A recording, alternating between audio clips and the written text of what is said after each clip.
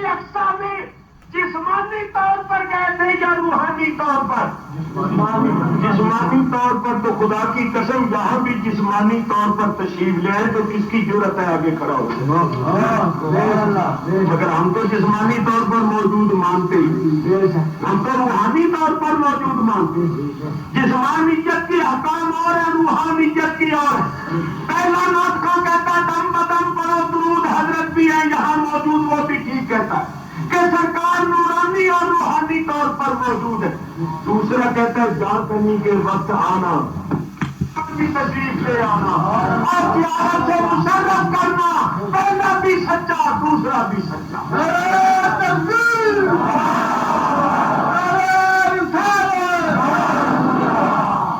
یہ آنا جانا ہے جسمانیت کا، موجود ہونا ہے نورانیت۔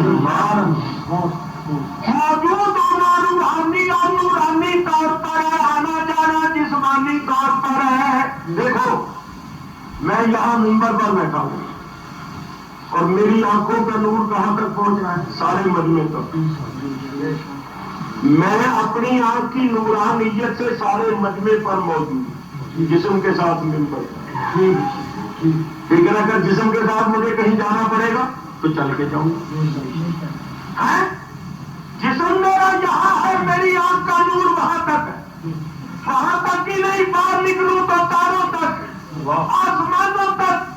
جسمانی طور پر ہم زمین پر ہے، ہماری آنکھ کا نور آسمانوں تک چاند ستاروں تک پہنچا ہوا ہے۔ سرکار جسمانی طور پر مدینے میں ہے اور روحانی طور پر ایمانی دنیا میں ہر مومن کے سیدھے۔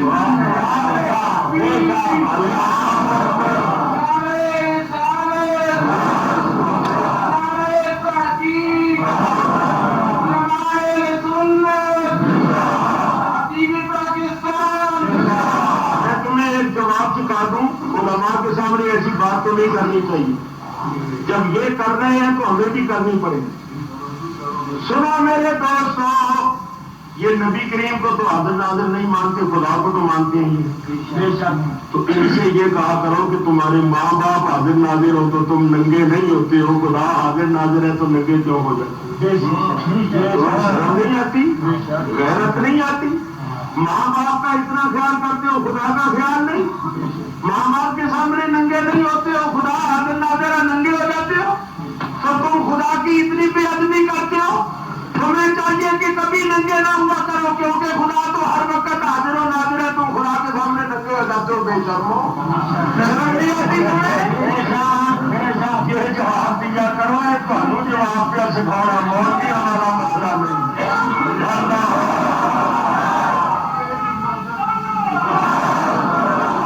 مسئلے تو یاد رکھنا۔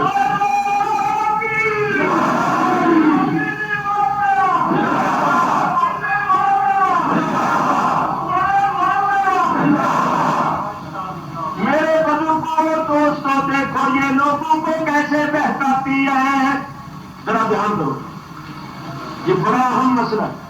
کہتے ہیں تم کہتے ہو حضور نور بھی ہے اور موجود بھی ہے، تو پھر اندھیرا کیوں رہتا ہے؟ ہر جگہ موجود بھی ہے اور نور بھی ہے، تو جہاں نور ہوتا ہے وہاں تو اندھیرا رہتا ہے۔ تو یا کہو نور نہیں ہے یا کہو موجود نہیں۔ ایک بات چھوڑو، نور بھی ہے اور موجود بھی ہے تو پھر اندھیرا کیوں ہوتا ہے؟ چاہیے ساری کائنات میں روشنی ہو، چاندنا ہوئے۔ اس کا جواب سنو، بولو خدا تعالیٰ نور ہے یا نہیں ہے؟ اللہ نور السماوات والارض، اللہ نور ہے آسمانوں میں، اللہ نور بھی ہے اور موجود بھی ہے۔ تو پھر ان سے پوچھو کہ تم حضور کے ناظر اور نور ہونے کے منکر ہو، مگر خدا کو نور بھی مانتے ہو، حاضر ناظر بھی مانتے ہو، تو جن جگہوں پر اندھیرا ہوتا ہے وہاں اندھیرا کیوں ہوتا ہے؟ یا کہو خدا نور نہیں یا کہو موجود نہیں، دونوں صورتوں میں تیرا غرق۔ یا کہو نور نہیں یا کہو موجود نہ میں پوچھتا ہوں قرآن نور ہے یا نہیں؟ نور مبین، تمام نور اللہ کی انزل معہ، تمہارے گھروں میں قرآن موجود بھی ہے، نور بھی ہے، پھر اندھیرا کیوں رہتا ہے؟ تمہارے کندھوں پر تو فرشتے ہیں، یہ نور ہے یا نہیں؟ ہر وقت فرشتے موجود بھی ہیں، نور بھی ہے، تو پھر اندھیرا کیوں ہوتا ہے؟ پتیاں کیوں جلاتے ہو؟ کیونکہ جتنے تھی جاؤ گے فرشتے نہ، دو نور نہ ہے تو پھر روشنی کی کیا ضرورت؟ یا کہو فرشتے موجود نہیں، یا کہو نور نہیں، دونوں صورتوں میں بے ایمان ہے۔ تو اصل میں انہوں نے سمجھا نہیں ہے میاں روحانیت کے احکام اور ہیں، جسمانیت کے احکام اور ہیں، عالم خلق اور ہے، عالم امر اور ہے، ان کو تو عالم امر کی ہوا بھی نہیں۔ کیا بات ہے؟ ایک ہے عالم خلق اور ایک ہے عالم امر۔ عالم خلق کی چیزیں نظر آتی ہیں، عالم امر کی چیزیں نظر نہیں آتی۔ الخلق والامر، مجھے فرمایا گیا تھا یہاں صوفیاء بھی ہے، معرفت کے مسائل کو پسند کرتے ہیں۔ الہ الخلق والامر، اسی کے واسطے ہے عالم خلق اور عالم امر۔ دیکھو ایک ہے عالم خلق، یعنی جو چیزیں محسوس ہوتی ہیں، دیکھنے سننے میں آتی، چھونے سونگنے میں آتی، چکھنے میں آتی ہے، ان کا تعلق عالم خلق اور ایک ہے عالم امر۔ میں بڑی آسان بات کروں، انسان دونوں چیزوں کا مجموعہ ہے، یہ ہمارا جسم عالم خلق ہے اور روح عالم امر ہے۔ بولو بندے کی روح نکلتی ہے یہ ہماری آنکھوں کے سامنے بندہ مرتا تو روح نظر آتی نہیں، اگر نظر آتی ہوتی تو سارے پکڑ لے کتنے جا رہی، کوئی جا ہی نہ دے۔ فرشتے موجود ہیں، روح قبض کرنے والے وہ روح کو قبض کرتی ہے، لے جاتی ہے، ہمیں نظر نہیں آتا۔ تو عالم امر جو ہے اس کا تعلق ہے روحانیت کے ساتھ اور عالم خلق کا تعلق ہے جسمانیت کے ساتھ۔ نبی کریم صلی اللہ تعالی علیہ وسلم اللہ کے نور سے پیدا ہوئے ہیں، آپ کا تعلق عالم خلق سے بھی ہے، عالم امر سے بھی ہے۔ ارے عالم خلق کے لحاظ سے مدینے میں ہے، عالم امر کے لحاظ سے ہر مومن مدینے میں ہے۔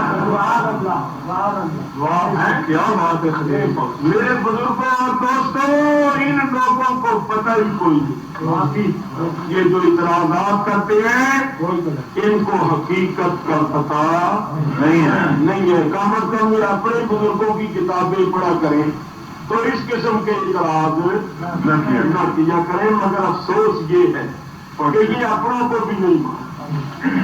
میرے بزرگوں اور دوستوں، اللہ فرماتا ہے انا ارسلناک، بے شک ہم نے تجھے بھیجا۔ حضور تشریف لائے، حضور کی تشریف آوری کی اللہ خبر دے رہا، خلقت ہوئی ساری کائنات سے، اور ولادت ہوئی، بعثت ہوئی سارے نبیوں کے بعد۔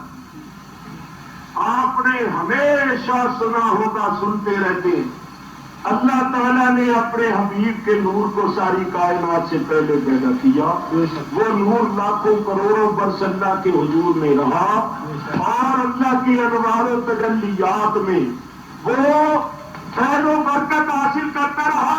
اسی نور کو حضرت آدم کی پیشانی میں رکھا گیا، اور وہی نور حضرت آدم کے واسطے مسجودیت ملائکہ کے مرتبہ سے مشرف ہونے کا باعث بنا۔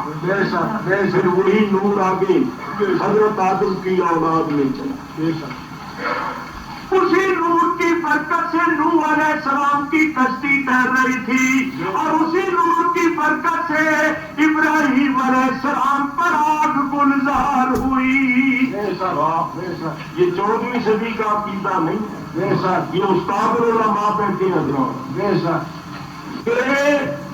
کوئی ہماری ایجاد نہیں ہے، نبی کریم کے چاچا حضرت عباس رضی اللہ عنہ، انہوں نے قصیدہ لکھا اور کہا یا رسول اللہ میں نے آپ کی شان میں ایک قصیدہ لکھا ہے، اجازت ہو تو سناؤں؟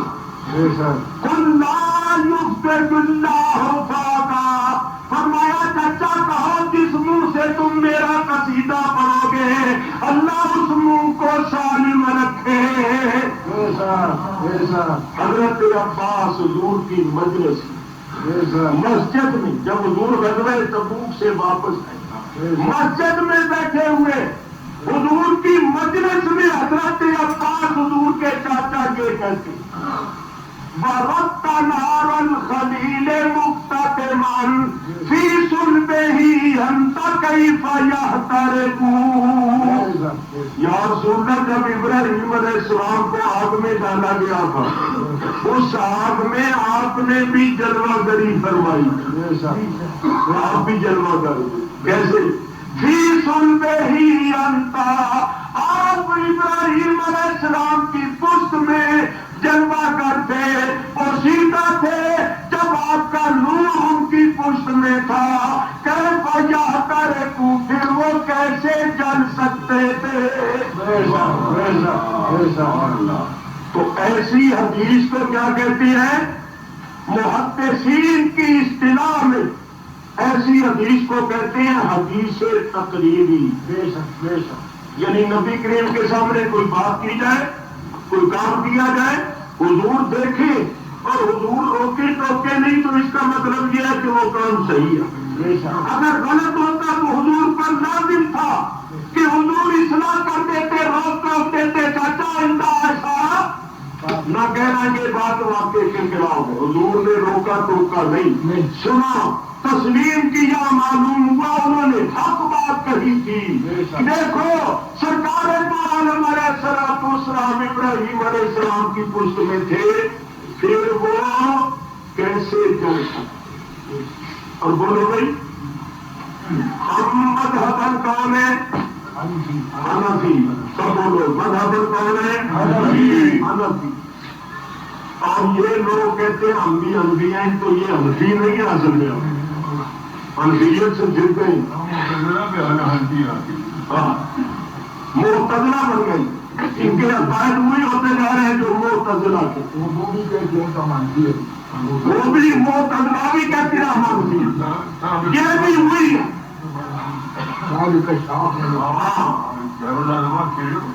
وہ کہتے معتزلی ہے اور کہتا ہے میں حنفی، کئی حنفی بن جاتی۔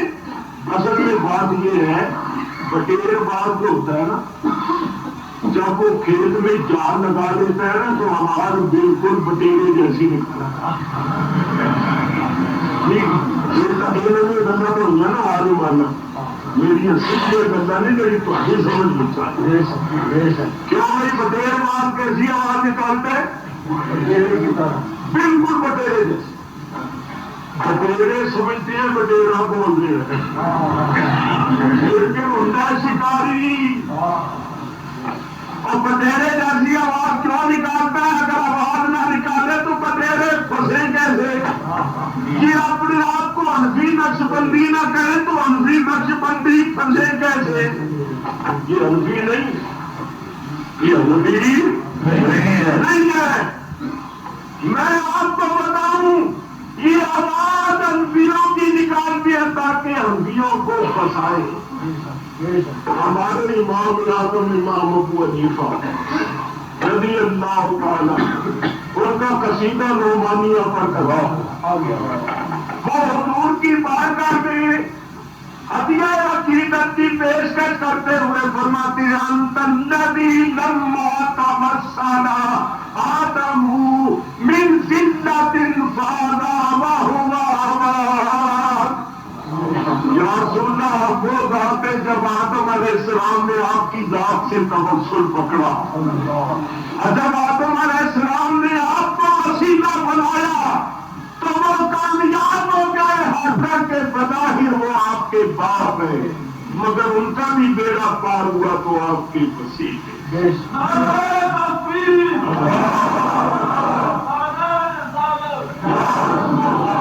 میرے بزرگوں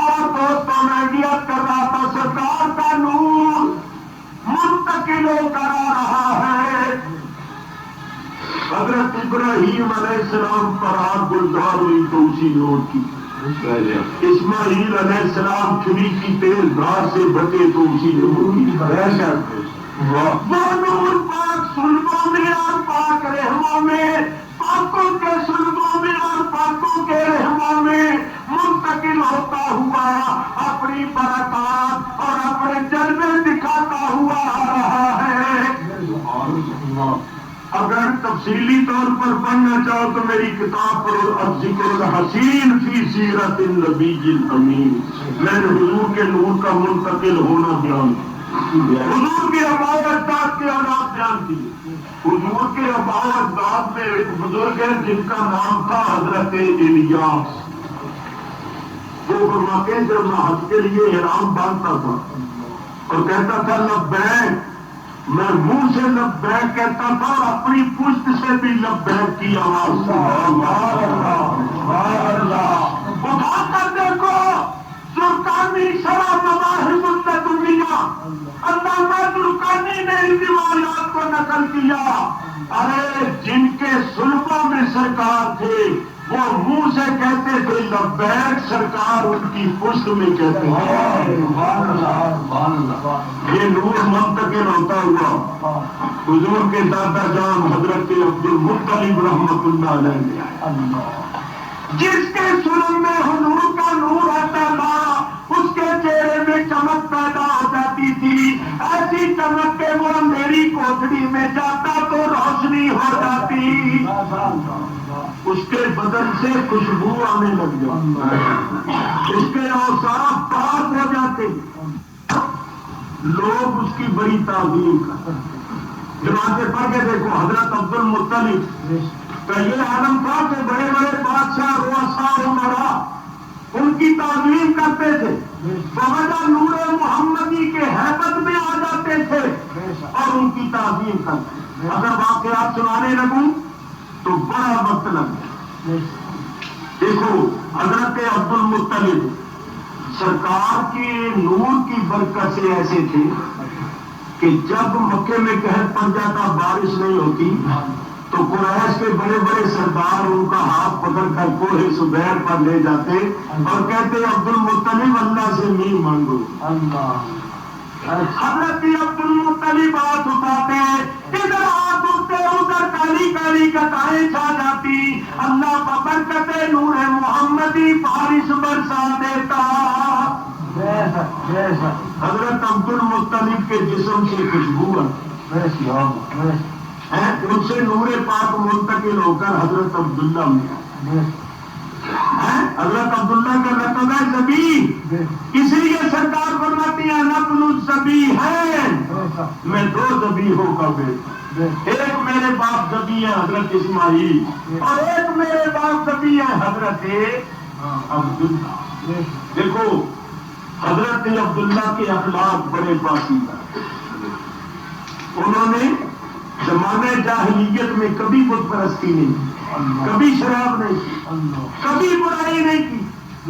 اللہ تعالیٰ اپنے پیاروں کی حفاظت فرماتا ہے، اللہ جانتا تھا انہوں نے میرے حبیب کا ماں باپ بننا ہے، اللہ نے ان کو اپنی حفاظت میں لے لیا اور ہر برائی سے بچایا۔ افسوس سب افسوس یہ جو مولوی پھرتے ہیں، قسم خدا کی انہوں نے کتابوں میں لکھا ہے محمد ایک مشرک ماں باپ کا بیٹا، یہ حضور کے ماں باپ کو جہنم نہیں کہتے، ایسے بے ادب اور گستاخ ہیں، بات کرنے سے پہلے ذرا نہیں سوچتے کہ اس کا انجام کیا۔ حضور کے ماں باپ کو جہنمی کہنے والے بہت سے بات کر کہیں خود جہنمی نہ بنائے۔ حضور کے والد ماجد نے کبھی بت پرستی نہیں کی تھی، بڑے نیک پاک تھے، اور حضور کی والدہ ماجدہ کا لقب زمانہ جاہلیت میں بھی طاہرہ تھا، نام آمنہ تھا، لقب طاہرہ تھا، پاک لڑکی، پاک لڑکی۔ اللہ اکبر۔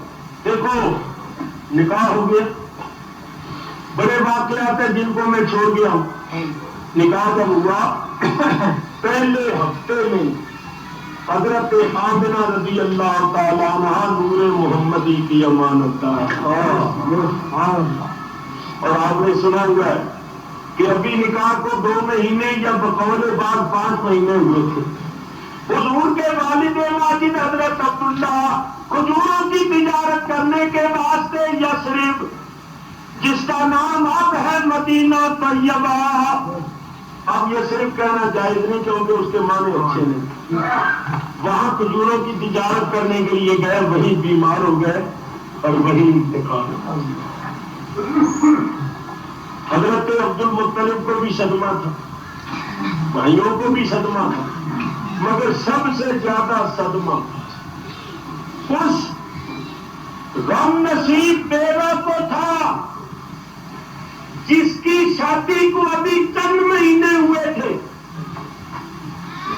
اور جس کے ہاتھوں سے ابھی مہندی بھی نہیں اتری تھی، جس کی جوانی ابھی شباب پر تھی، مگر اس کی محبت کا چمن اچانک اجڑ گیا اور اس طرح شوہر جدا ہوا کہ گھر سے راضی خوشی گیا، تجارت کے لیے گیا، نہ آخری وقت بات کرنی نصیب ہوئی، نہ چہرہ دیکھنا نصیب ہوا، نہ جنازہ اٹھتے دیکھا، نہ قبر ہی پاس ہے کہ کبھی جائے، اور دل کے اندر جدائی کے شعلے جو شعلہ زن ہے، جدائی کی آگ جو بھڑک رہی ہے اور شعلے آنسوؤں کی صورت میں آنکھوں سے نکلتے ہیں، کبھی کبھی اپنے شوہر کے مرکز پر جا کر ان آنسوؤں کا ہدیہ نذرانہ پیش کر سکے.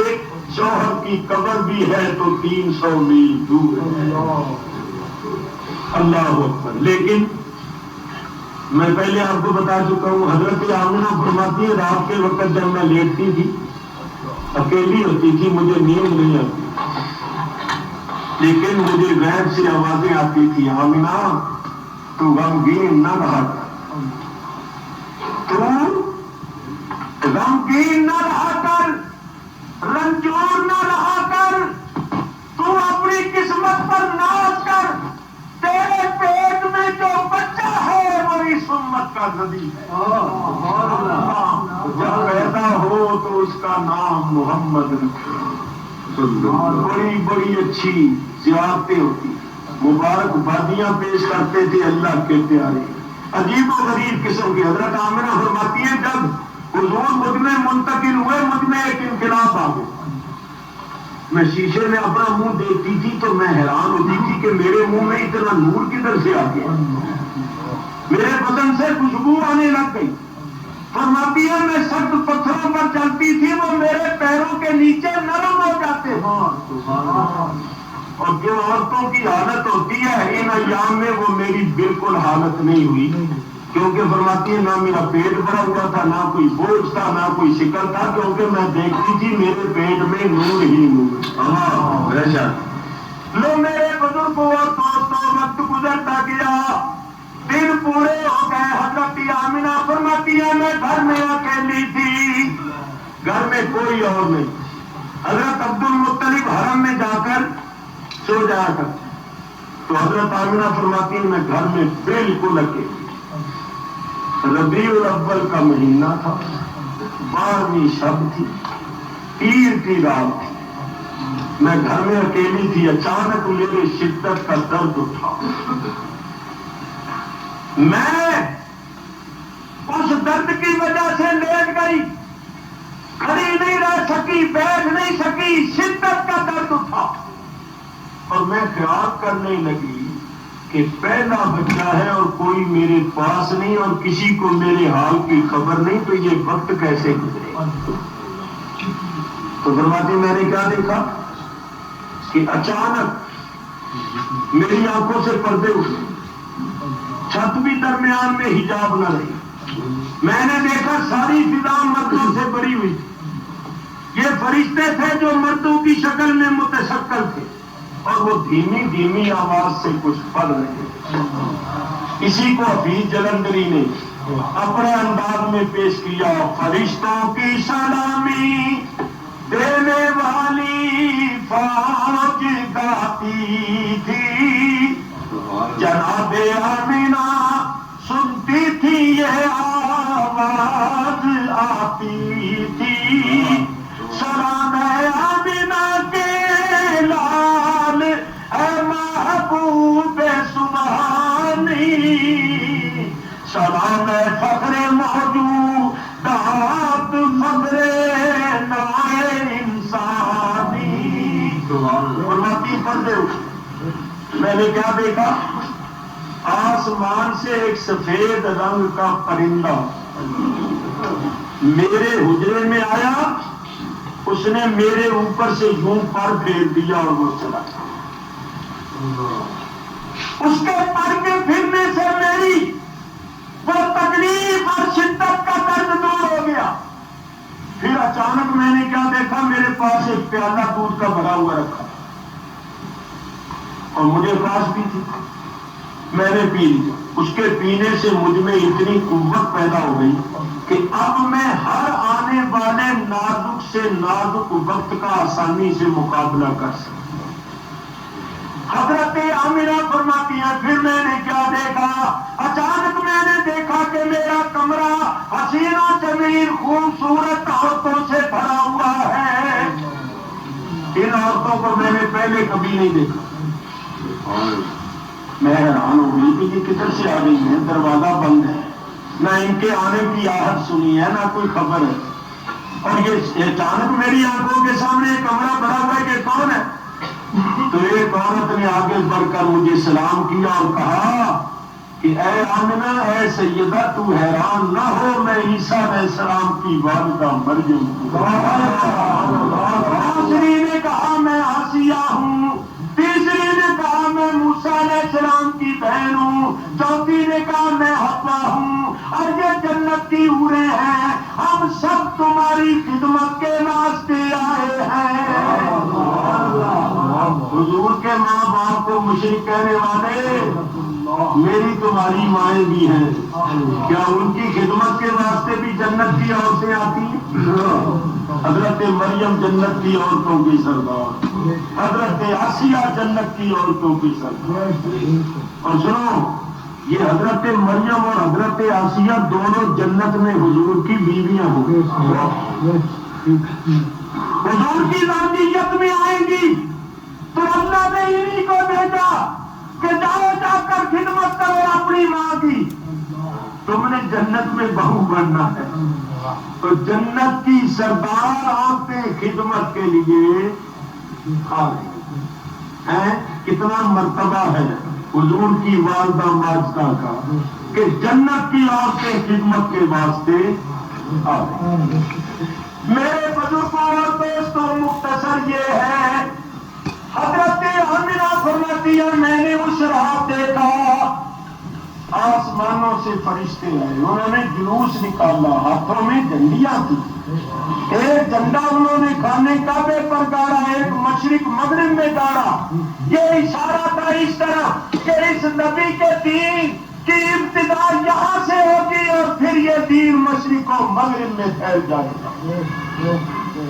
حضور کی ولادت کی شب میں فرشتوں نے جلوس نکالا، آسمانوں سے زمین پر آئے، ہاتھوں میں جھنڈے تھے، صلاۃ و سلام کے نغمے گاتے ہوئے آئے، اس لیے ہم جلوس نکالتے ہیں، صلاۃ و سلام پڑھتے ہیں، یہ فرشتوں کی سنت۔ اور جب حضور مکے سے ہجرت کر کے مدینے گئے، مدینے والوں نے جلوس نکالا، مدینے والوں نے جلوس نکالا۔ کتابیں پڑھ کے دیکھو، مدینے والے حضور کی راہ دیکھتے تھے، پہاڑیوں پر چڑھ چڑھ کے سرکار کی سواری کو دیکھتے تھے۔ جب سرکار آئے تو مدینے والوں نے کہا یا رسول اللہ، مدینے میں آپ کا داخلہ چپ چاپ نہیں ہوگا، دھوم دھام سے دعا ہے۔ حضور کے ایک صحابی ہیں جن کا نام ہے حضرت بریدہ رضی اللہ تعالیٰ، انہوں نے اپنا امامہ مبارک اتارا اور اتار کر اپنے جھنڈے کے اوپر باندھ کر اس کا جھنڈا، اپنے نیزے کے اوپر باندھ کر اس کا جھنڈا بنا دیا۔ دیکھو ہاتھ میں جھنڈا ہے، مدینے والوں کا جلوس ہے، حضور اونٹ پر سوار۔ مولوی شبیر احمد عثمانی کی کراچی میں برسی منائی گئی، ان کی قبر پر پھولوں کی چادر چڑھائی گئی، شریریاں تقسیم ہوئی ہیں، میرے پاس اخبار سارے موجود۔ اور ہم اگر کریں عرس تو یہ کہتے ہیں بدعت ہمارے نہیں کیا. ان سے پوچھو اگر عرس کرنا بدعت ہے تو ایک برسی منانا کس کی سنت ہے؟ ہم یہ کس منہ سے بدعت کہیں؟ یاد رکھو ہمارا عرس ہوتا ہے ان کی برسی. سادہ عرس نے یہ نہ دی برسی. سادہ عرس نے یہ نہ دی برسی. حضرت مولانا عبدالغفور صاحب الحربی مرحوم مقبول تقریر کر رہے تھے ایک جگہ. انہوں نے کہا تجلا. انہوں نے کہا فروغ تجلا بسودت پارم. ایک نوجوان اٹھیا طالب علم کہہ رہے مولانا تجلا نہیں تجلی ہے. مولانا نے آیت پڑھی فلما تجلا ربہ للجبل.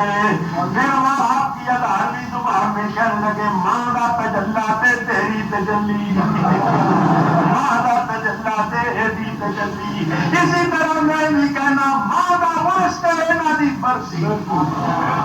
ماں دا عرس تے اینا دی برسی. بولو عرس جو ہے عرس یہ عربی لفظ ہونا اس بات کی دلیل ہے کہ یہ عرس ہندوستانیوں کی ایجاد نہیں. عرس عربی لفظ ہے جو ہمیں عرب سے آیا ہے. ہمیں عرب ہوتا تھا سارے کرم چالے ہند والے دین کے عرس کرتے تھے اردو میں شریک ہوتے تھے. یہ باہر سے لفظ عرس جہاں آیا تو وہی لفظ رہا. مگر برسی کرو بھی چلی ہے کرونا گاندھی مر جائے. گاندھی کی برسی, نہرو کی برسی. گاندھی اور نہرو کے چہرے برسیاں مناتی ہیں, ہم عرس مناتی ہیں. ایسا عرس سے یہ تو پورے چہرے میں اگر کوئی پوچھے نا آپ سے لمبی چوڑی بحث لینا پڑا تھا اس قسم کی باتیں یاد رکھا. میرے بزرگوں اور دوستوں میں بھی کر رہا تھا مدینہ والوں نے حضور کی ولادت کی خوشی میں جلوس نکالا. ہم بھی جلوس نکالے, قیامت میں بھی جلوس نکلے. قیامت میں جلوس نکلے. بولے سب سے آگے کون ہوں گے؟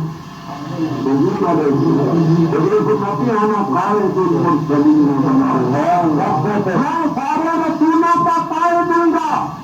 سب سے آگے میں ہوں گا بنے رام ہم دے دیں. ہم کا جھنڈا میرے ساتھ بھی ہوگا.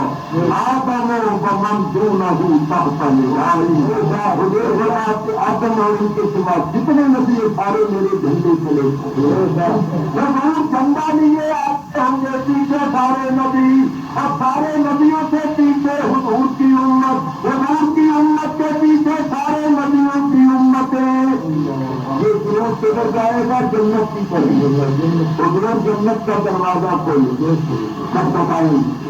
یہاں بھی جلوس ہی نہیں کرے. جو جہاں جلوس میں شامل نہیں ہوتے انہوں نے وہاں بھی نہیں ہونا. اور اگر ہو بھی گئے تو ایسا ہو نہیں دینا. اگر دنیا کی سرٹیفکیٹ کے اندر ہے وہ سارے جلوس میں شریک ہوں گے. دنیا میں تو انہیں جلوس کا مانا نہیں, اب جلوس میں شرک ہوتے شریک ہوتے. یاد رکھو آخرت میں شریک ہونے سے کوئی فائدہ نہیں ہوگا. فائدہ ان کو ہوگا جو اسی بات سے تو آتا حضرت صاحب بریلوی نے فرماتے ہیں آج میرے دم کی فنا آج مگر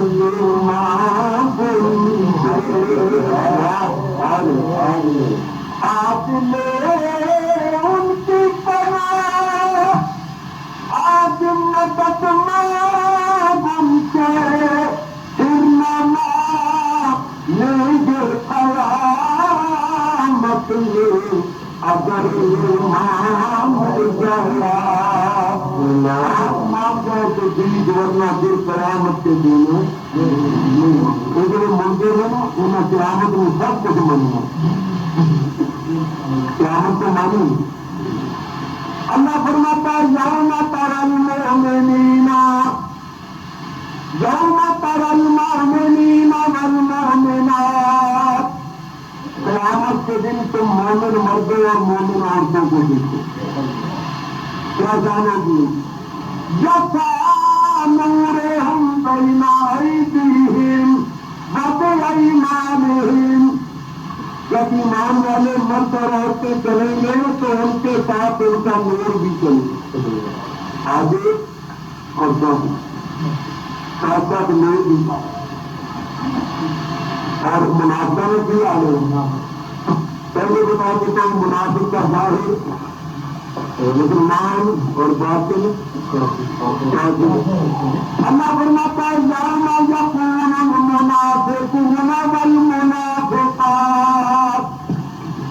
قیامت کے دن منافق مرد اور منافق عورتیں کریں گے، ان سے کہیں للذین آمنوا، ایمان والوں سے کیا کہیں انظرونا،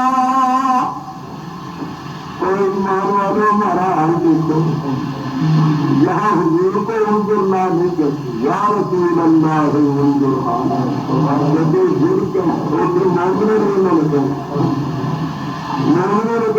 انظرونا، تمہارا حال دیکھو، ہم پر نظر کرو، تمہارے تو آگے پیچھے نور ہی نور اور ہم تاریکیوں کا شکار ہے، اے ایمان والے نور والے تھوڑا سا نور ہمیں بھی دے دو، نقتبس من نورکم، تمہارے نور سے ہم بھی تھوڑا سا نور دے دو، نقتبس اقتباس کر لے، تھوڑا سا نور ہم بھی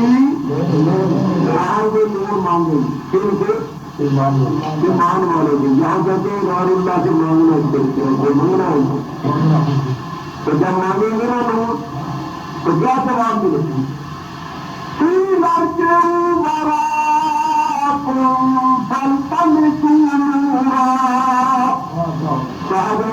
واپس چلے جاؤ، جتنا آئے اتنے چلے جاؤ، اسے لا کے نور مانگو، واپس چلے جاؤ، وہاں جا کر نور مانگے گے، نور جہاں نہیں ملتا، یہ دنیا میں ملتا تھا بار بار ہی مصطفیٰ،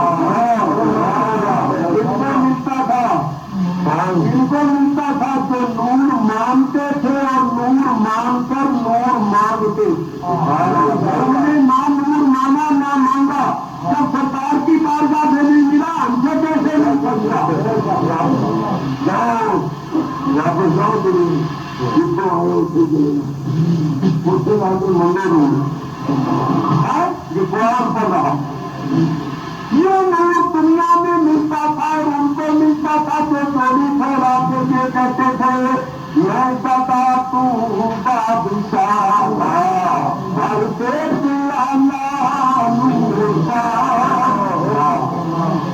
یا رسول اللہ میں بتا تو بادشاہ سبحان اللہ ہر دیکھ نور دن دونا تیرا آقا، نور دن دونا تیرا، جال صدقہ نور دا، جیسا مجھے سب کچھ ستا تجیب لائے پیر کی رات، حضرت کو آمنہ فرماتی ہوں میں اکیلی خدمت کے لیے جنت کی آن سے جنت کی سردار عورتیں آ گئی، لمحہ وہ سہانا وقت، وہ مبارک وقت، صبح کا وقت، بابا علماء نے لکھا یہ صبح کا وقت قبول عزت کا وقت اس لیے ہے کہ یہ حضور کی ولادت کا جس وقت میں سرکار تشریف لائے وہ وقت قیامت تک کے لیے قبولیت کا وقت ہو گیا، سرکار تشریف لائے، کتنا پیارا وقت تھا، جس سہانی کھڑی چمکا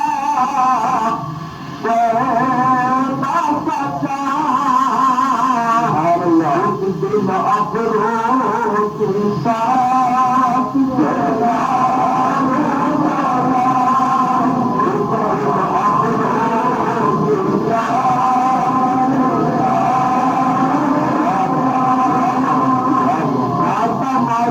سنو کیا فرما والدہ محبت فرماتی ہے خراجہ منی نور، پھر مجھ سے وہ نور نکلا.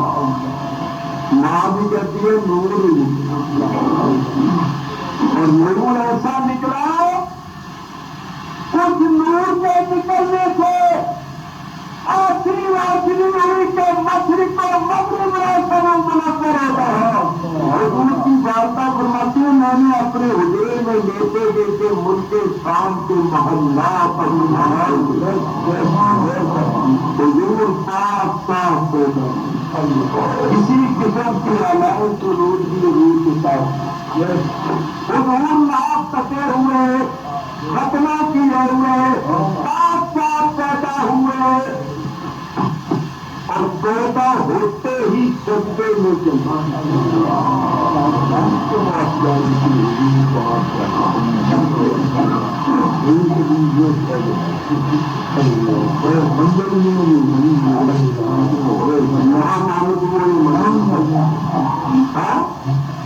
اگر بناتے سب جگہ میری من نام نہیں مان کی ہے.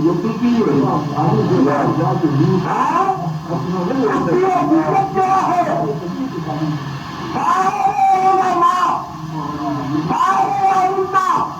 جس کسی نے حضور کی سیرت پر کتاب لکھی ہے، مولوی اشرف علی صاحب خانوی نے کتاب لکھی ہے نظر کو پڑھ کر دیکھ لو. انہوں نے بھی لکھا ہے حضور ناپ کٹے ہوئے ختمہ کیے ہوئے نام ناپ کرتا ایسا کسی کتاب یا بیان کرو نظر حضرت علی خانوی کی کتاب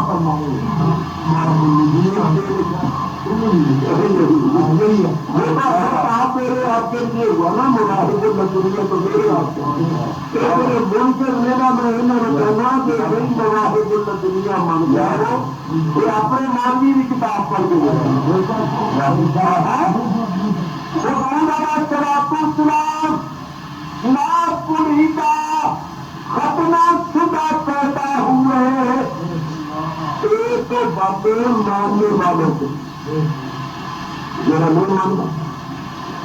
اس کے بعد وہ ایک آدمی کا وہ کہہ رہا تھا دو آپ بچے دو آپ کسی کا نہیں ہے دو چار پہلا نہیں دو دونوں میں تکرار ہو گئی. سب طرح سے یہ ایک تباہ ہو گیا. دوسرے دن ایک دوسرے نے ثابت کرنا تھا لوگوں نے آسمانوں کی بات نہیں کیونکہ ساری دنیا جانتی دو چار میں کہتے میں مانوں گا آؤں گا بھی کم کر کے میں مانوں سارا کام کرے گا تو میں گانا مانوں گا. جب میں مانوں گا نہیں تو آؤں گا کیسے؟ تو میاں جس نے نہیں ماننا اس کے لیے بات نہیں باتیں ماننے والا نہیں یہ باتیں خبریں ماننے والا. حضور علیہ السلام پیدا ہوتے ہوئے سچا رہے ہوگا. حضور کی پھوپھی انہوں نے کیا ماننے انہوں نے دیکھا قدرت انہوں نے دیکھا ان کو. حضور کی پھوپھی حضرت صفیہ بنت عبد المطلب فرماتی ہیں میں گئی سرکار کی پیدائش کا چل کر میں گئی تو میں نے اپنی آنکھوں سے پہلی چیز یہ دیکھی کہ کمرہ بغیر شراب کے جگمگا رہا تھا. علامہ قاضی ثناء اللہ پانی پتی شاہ ولی اللہ محفوظ دہلوی کے شاگرد شاہ عبدالعزیز صاحب فرمایا کرتے تھے اپنے وقت کے امام بیہقی انہوں نے تفسیر مظہری کے اندر سراج منیرہ کے ساتھ لکھا ہے. حضرت دائی حلیمہ فرماتی ہیں جس دن سے محمد عربی میرے گھر میں آیا مجھے رات کے وقت چراغ جلانے کی ضرورت بھگوان کے نور سے میرا کمرہ جگمگایا کرتا ہے. تفسیر مظہری کا ہوا ترجمہ کرنے والے نے یہ عبارت نکال اصل عربی تفسیر اصل تفصیل ہے عربی میں جو ہے، اور جنہوں نے ترجمہ کیا روایت مواہب اللہ دنیا شریف چھپی ہے، انہوں نے چھپائی ہے، انہوں نے اس میں سے وہ حضرت جابر والی نوری حدیث ہی نکال دی۔ کراچی کے غیر مقدموں نے ابو داؤد شریف چھپی ہے، وہ ہاتھ باندھتے ہیں نا سینے پر، تو ابو داؤد شریف میں حدیث ہے حضرت علی کی، حضرت علی فرماتے ہیں ان من السنت وقال کف علی الکف اس طرح کے تحت السرہ، کہ نبی کریم کی سنت یہ ہے کہ ہتھیلی پر ہتھیلی رکھ کر ناک کے نیچے نماز میں ہاتھ باندھے جائے، یہ بند رہی انہوں نے حدیث ہی کر سکی، انہوں نے حدیث چھاپی کراچی میں حدیث ہی کر دنیا کے طالبین ایک کتاب ہے تو سیدنا غوث اعظم کی طرف منسوب، غوث اعظم فرماتے ہیں تراویح 20 رکعت اور سنت موقدہ جماعت کے ساتھ پڑھنی چاہیے، 2 رکعتیں کر کے 3 وتر، انہوں نے لکھا آپ تراویح 3 وتر ہے، انہوں نے جو بنیاد طالبین چھاپی ہے کراچی کے غیر مقدمہ حدیوں نے، انہوں نے عبارت بدل کے 20 کا آگ بنا دیا، 3 کا 1 بنا دیا، تراویح کی آگ بچے ہیں اور یہ کرتے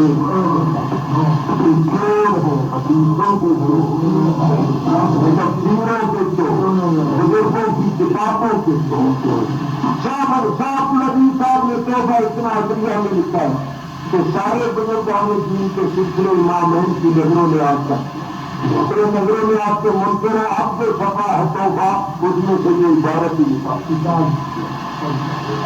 میں نے ایک کتاب لکھی ہے چھوٹی سی، اس کا نام رکھا دین کے جوڑ، جنہوں نے ساری باتیں نقل کی، جنہوں نے کیا کیا عبارتوں میں بیان کی، ابھی تو پتہ نہیں کتنے کی ہیں، جو میری نظر سے گزری ہے وہ میں نے کیا کہا جائے، بس وقت بہت زیادہ ہو گیا، آپ کو پتا 3 گھنٹے تقریر ہوئی ہے، رات میں کتاب سے 3 گھنٹے جاری، تو میں آپ کی خدمت میں عرض کروں سرکار تشریف لاؤ، جب سرکار تشریف لاؤ تو سرکار کے تشریف لانے سے رحمتوں برکتوں کا نزول ہو گیا، یہ نعمت عظمیٰ اس مہینے میں ہمیں ملی، ہم ساری عمر میلاد کے چرچے کریں، سجنیاں بانٹیں، خوشیوں کا اظہار کریں تو آپ کا نہیں ہو سکتا، دنیا اور آخرت کی نعمت حضور کا صدقہ ہے، حضور اللہ کا احسان عظیم ہے، حضور کی تشریف آوری ہمارے لیے اللہ کا احسان عظیم اور نعمت عظمیٰ ہے۔ مجھے بڑی خوشی ہوئی ہے کہ آپ حضرات نے بڑے ذوق سے میری نقطہ منعقد کیا ہے، اور میں پہلی مرتبہ ایسی مرتبہ آپ کے گاؤں میں حاضر ہوا ہوں، اور مجھے آپ حضرات کا ذوق توفیق کر بڑی خوشی ہوئی ہے، لیکن میں اعلان کروں میں نے ایک کتاب لکھی ہے جس کا نام ہے تعارف علماء دیوبند، تعارف علماء دیوبند، میں نے علماء دیوبند کا تعارف کیا، لیکن میں نے مجھے مبارکباد دے اور مجھے خدمت کرنے کے کہ میں نے ان کا تعارف ہی نہیں کی کتابوں سے وہ کتاب موجود ضرور پڑھو تاکہ آپ کو پتا چلے کہ یہ ہے کیا، اور ہمارا ان سے جو اختلاف ہے وہ ضروری ہے یا اصولی ہے، اور ان کی بنیاد کیا۔ اسی طرح ایک کتاب ہے انوار رسالت، اس میں 80 حدیثوں کی شرح، ایک کتاب ہے مسئلہ طلاق ثلاثہ، ایک سب 3 طرح کے دیگر کے طلاق پڑتی ہے یا نہیں، تو یہ مسئلہ طلاق جو ہے طلاق ثلاثہ، اس کا عطیہ 3 روپے، 3 ہی طلاقیں ہیں، 3 ہی روپے، 1 روپیہ فی طلاق، اور انوار رسالت کا ہدیہ ہے 4 روپے، 80 کے قریب حدیثوں کی شرح اور غیر مقدمے کے ساتھ جو ہمارے اختلافی مسائل ہیں ان کا میں نے حل کی، اسی طرح تعارف علماء دیوبند اور چند کتابیں ہیں امام پاک اور جدید پڑھی 6 سالوں اور 2 کتابیں ہیں صرف جامع کربلا.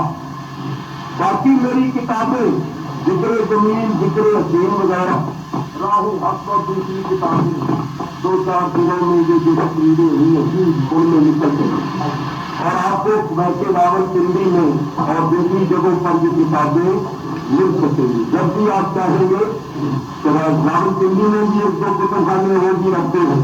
شاہ صاحب میں بھی آپ کتب خانوں کو مولانا حسین صاحب ان کے پاس بھی میری کتابیں ملتی ہیں. میں نے 25 کے قریب کتابیں لکھی ہیں. 3 کتابیں اس وقت زیر تباہ. تو مجھے افسوس ہے کہ میں ساری باتیں اپنی تقریر میں بیان نہیں کرتا. ایک تقریر میں کتنی باتیں اور آج تو میں نے 1 گھنٹہ وقت زیادہ لگایا ہے اور زور بھی بڑا لگا ہے. اس لیے میں دوسرے جو مسائل ہیں ان کے لیے معذرت خواہ ہوں. ہمارے علماء کرام کے چیز لاتے رہتے ہیں وہ بیان فرماتے رہتے ہیں. لوگ کے وہ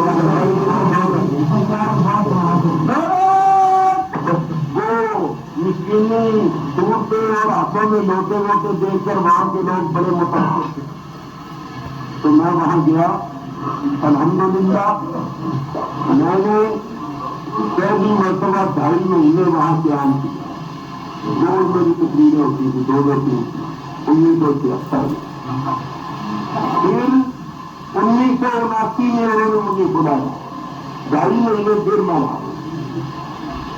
اس عرصے میں دوسری مرتبہ جب میں گیا ہوں تو 2.5 مہینے کے عرصے میں میری تقریروں کے کیسٹ انہوں نے مجھے خود بتایا کہ ہم نے آپ کی تقریروں کے 50,000 کیسٹ لوگوں کو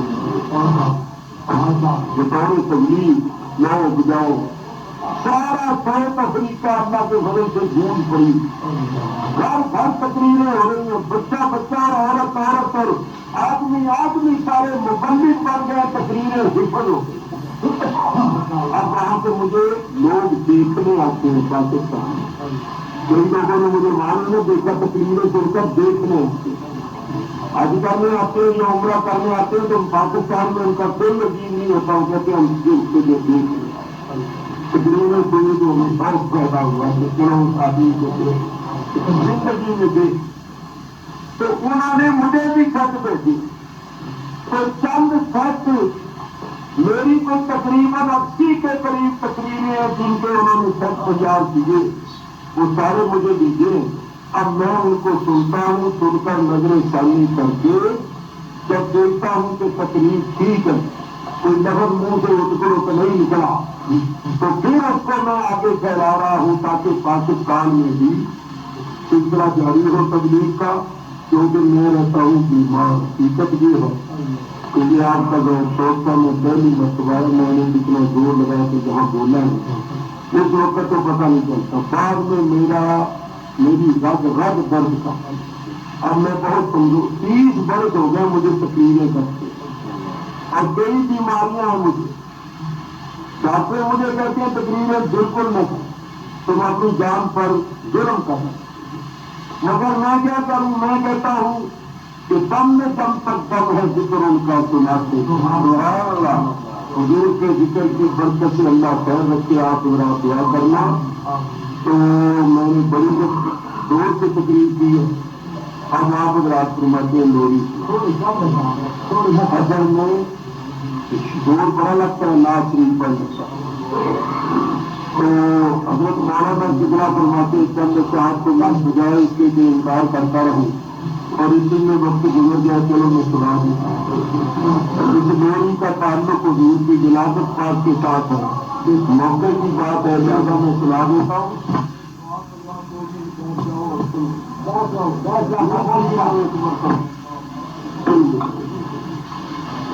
سارے حضرات بولو اللہ اللہ اللہ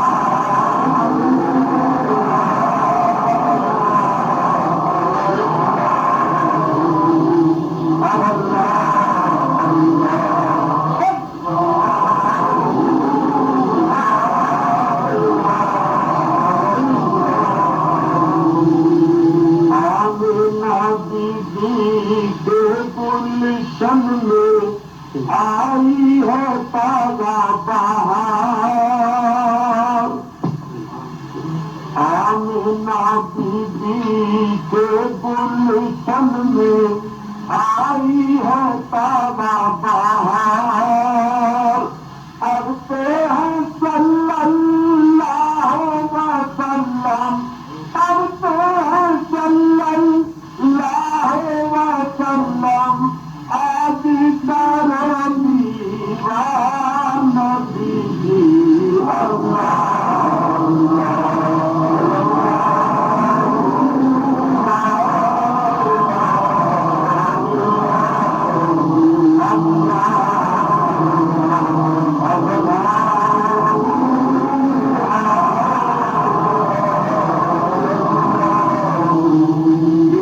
اشعار میرے بنے ہوئے ہیں جو اردو زبان میں لکھا ہے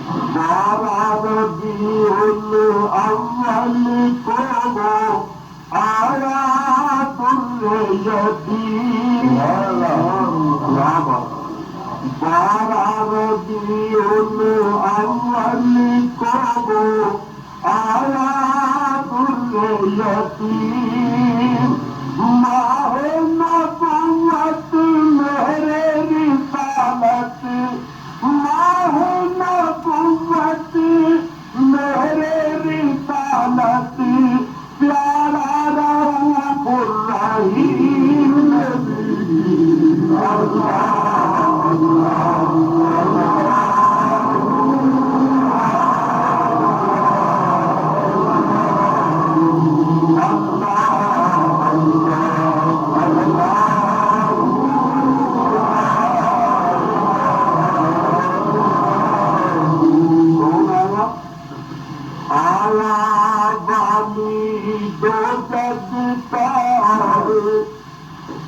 اللہ کا مقبول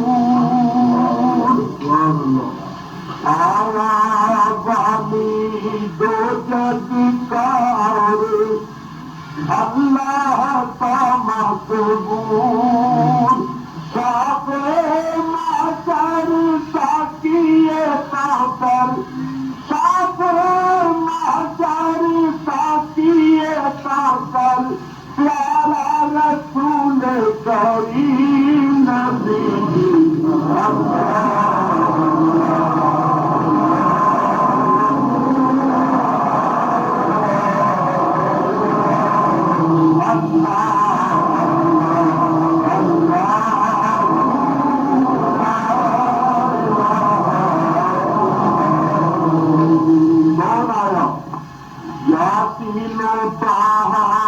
کملی والا قرآن کی تفسیر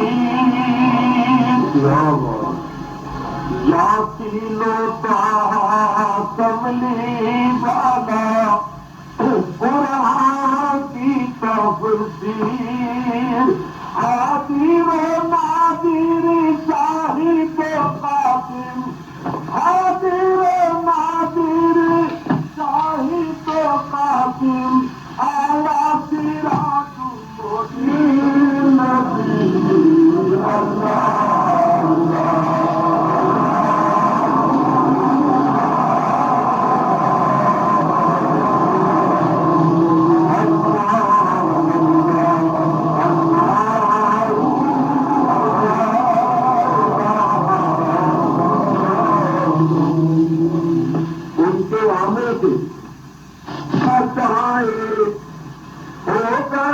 ساری دور